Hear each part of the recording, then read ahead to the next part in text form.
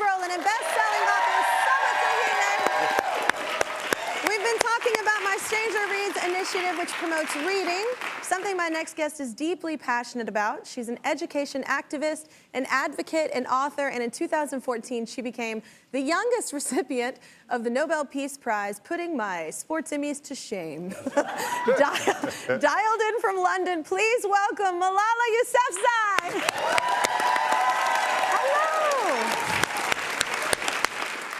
Okay, so Malala, what was the first book you read that made you a lifelong reader?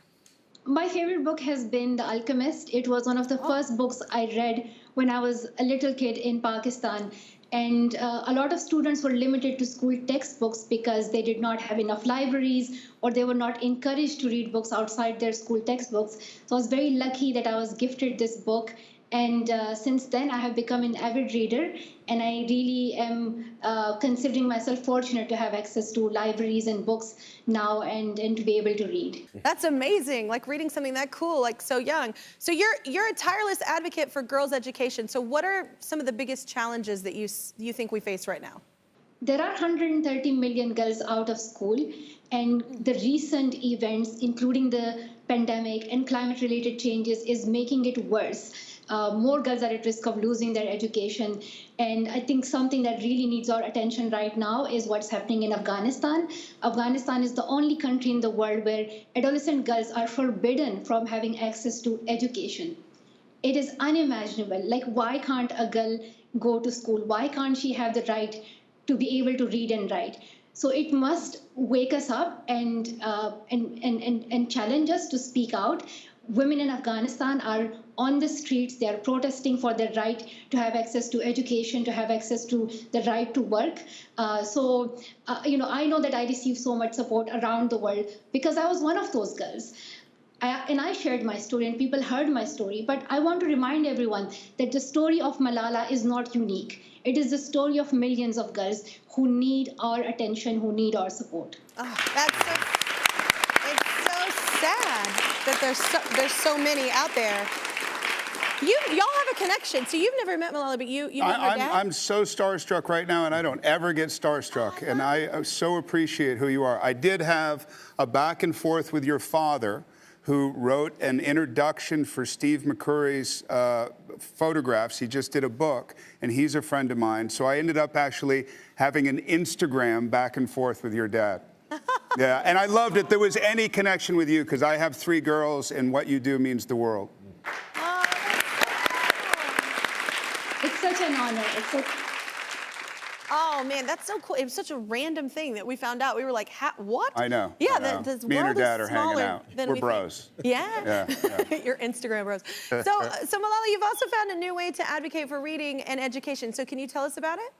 Yes, so I'm part of Literati, and I am their chief education advisor. And we know that not all children have access to books and resources of education. And this pandemic has made it worse for many children. So I'm working with Literati as this advisor, and I am here to ensure that children, especially in underserved communities, can have access to books that inspire them. Literati has made this commitment to donate 100,000 books to those kids, and I hope that more kids can get inspired to believe in themselves and step up for changing their communities and following the dreams that they believe in. Absolutely. That's so cool. Do y'all remember a book that just completely changed you, kind of opened your eyes? Mine was Matilda. I just, in the 4th grade, I thought it was magical, and it made me love reading. So is there anything like that for y'all? I had one. It was called 7 Daughters and 7 Sons. It was by Barbara Cohen and Bahija Lovejoy. I read it in 4th grade, and I checked it out so much that at the end of the year, I was like, can I buy this? And my librarian was like, you could lose it. And I like her. She was so sweet. And it was the first time I saw. It's damaged. I know. It's like we don't know where it went. It was the first time I had seen Arabic words in a book. The first time I saw a brown girl as the hero, and it made me know that I was here, that we were here, we were present, we were extant. We have stories. We have stories, and that they are worth sharing. And so it was such a special book for me, and I still. you know, I still have totally it made an impact on the trajectory of your life. The trajectory of my life, yeah, absolutely. And I still keep it in a place of honor on my shelf, and like it's just in a such place of honor. I'm stealing that. Yeah, people are going to come over and I'm like, it's in a place of honor. Exactly. Yes, high up on the shelf. I'm stealing it. I'm going to say I made it up. I'm just kidding. It's totally fine. I'll give you credit. Did y'all have a book like that? Yeah, actually, I'm a little bit later to the game of reading, which I think is. Hopefully people out there go, look, it's never too late. Yeah. But my going into my third year in the NFL, my second year in the NFL, I led the NFL in drop passes. Yeah. And so I got benched twice, and my brother sent me this book by Vince Lombardi called When Pride Mattered. And it was the first book that I had ever read from beginning to the end. That wasn't required reading. Yeah. And the whole book, I don't know if most people don't know who Vince Lombardi is, or if you do, he's one of the greatest coaches of all time in the NFL. It's what the Super Bowl trophy is named after. No, I knew because I have sports Emmys. Yeah, you got the sports Emmys, so you know I that have already. knowledge that I can drop like that all the time. Yeah. But that book changed my life, where I read that book and I got so excited. Like, the greatest moment in a man's life is when he lies totally exhausted on the battlefield, glorious.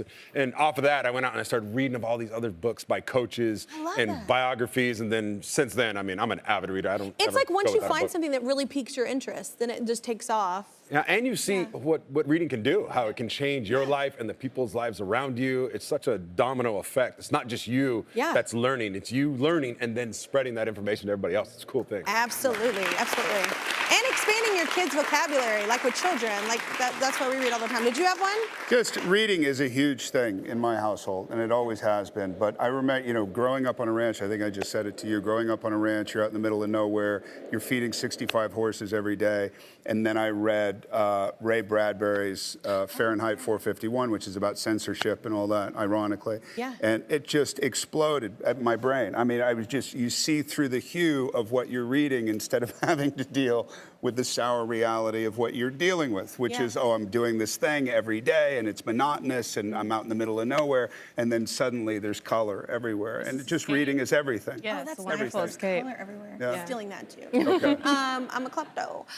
So as you know, our Stranger Reads initiative is all about sharing books with strangers. So Malala, I was curious if you wanted to share a book with me, and I would share one of my favorites with you today. Of course, I would love to share a book with you. Last year, my Literati book club had this memoir called Aftershocks by a debut author, Nadia Owusu.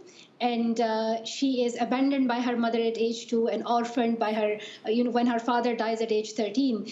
And this is about how this young woman has to create her own home and her own place in the world, and the strength and courage it takes to do that. And I think it would really resonate with you and all your viewers, Kelly. So I hope you would enjoy that. Oh, I love it. And I have not read it, so I'm very excited about it. I love this book I'm about to show you. It literally sent me on such a path. It's called The Language of Flowers by Vanessa Diffenbaugh, and it's so good. The story is kind of similar in the sense that the female character, the lead in it, has to she goes through 30 foster homes. It's just kind of just keeps hitting hurdles, hurdle after hurdle. And it just kind of tells her this, she's very much introverted, and she starts to speak via flowers. Like, she makes these incredible, every flower has a meaning, and it kind of goes back to Victorian times, which I didn't know, and that's how they communicated, especially lovers, with flower. I know, exciting now. It got Bridgerton, y'all.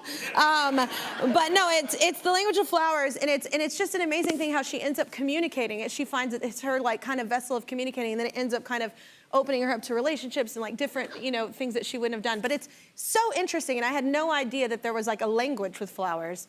And now I'm obsessed, and I send bouquets to everyone. And they all have meaning. It's very, very cool. And it was just a different kind of novel that I'd never read. So anyway, I hope you like it.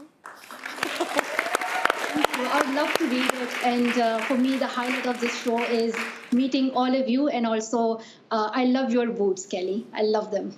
Oh, thank you so much. Thank you, everybody.